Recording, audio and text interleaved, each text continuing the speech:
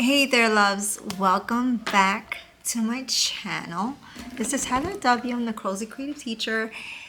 And I actually just want to it is Tuesday, May 20th. Today's Tuesday, May 20th. We just wrapped up our second day of ELA and JSLA testing. I am actually in the kind of middle school room right now. I'm just kind of right now sitting and working a little bit on maybe some possible planning for our program next year, for our ESL program next year. I am actually also working on my computer for a possible workshop that I'm kind of considering for teachers over the summer.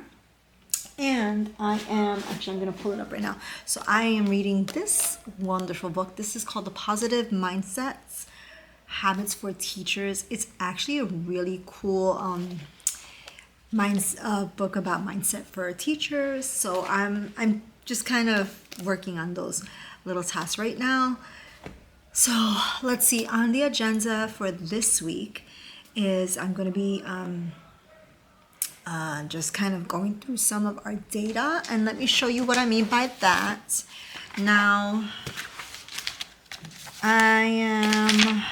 I'm just pulling up what I'm supposedly working on right now. So we have to work on a professional improvement plan for our department, and I am the coordinator of the ESL department. So it is right now currently the amount of pages that this report is, that this departmental evaluation or departmental improvement plan is about.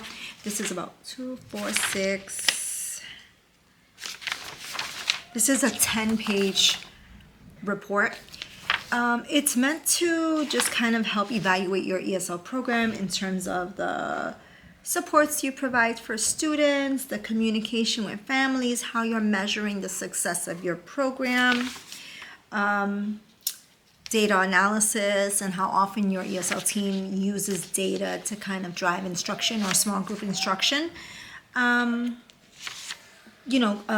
How we lesson plan and how our lesson plan is delivered for our students or lesson. So that's basically your lesson plan and delivery overall.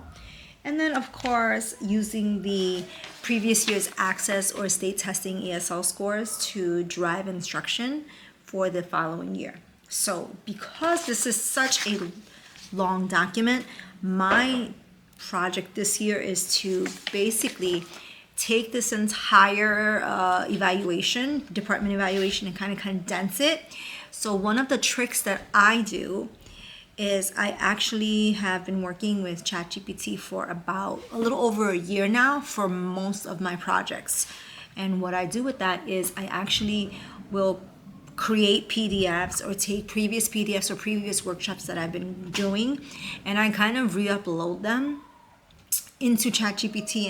And one of the prompts I use is, could you please review all of this information within the document and show me any, if you could just provide me an overall about the themes, any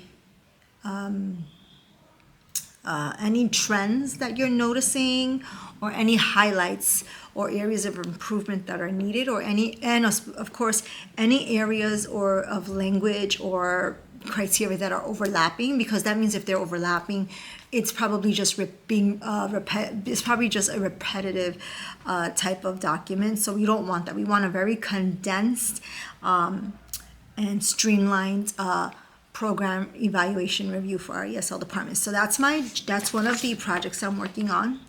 Let's see what else. I am also currently kind of looking into state certification for bilingual teachers.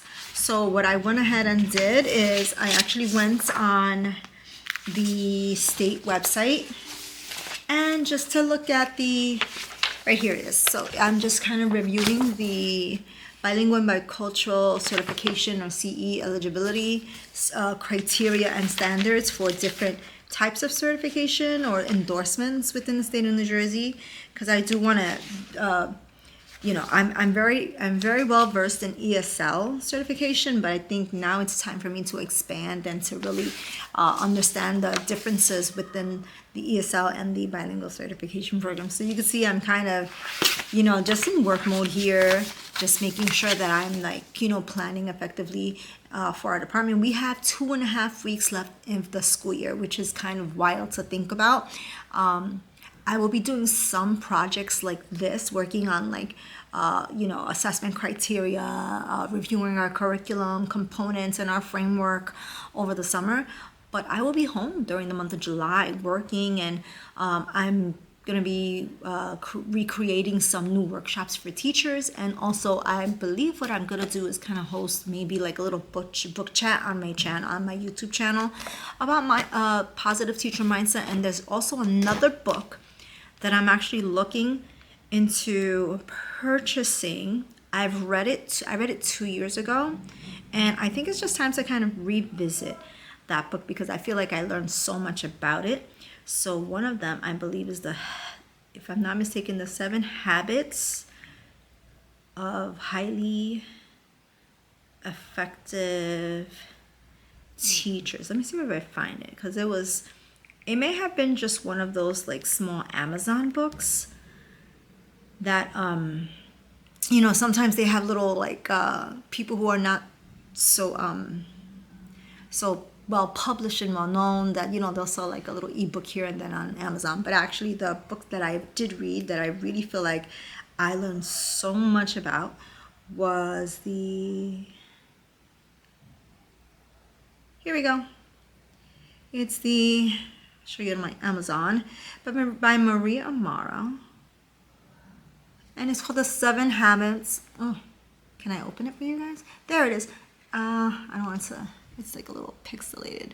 It's The 7 Habits of Highly Effective Teachers. So those are the things that I'm actually looking into purchasing and kind of, you know, it's a lot because I really want to take a lot of what I'm doing and like kind of implement it and, you know, showcase it on the channel, on this channel. So, I'm going to go ahead and log off for now because I have like kind of some projects that I'm working on and some resources and curriculum that I'm going to be reviewing. And I will catch you in the next video. Bye.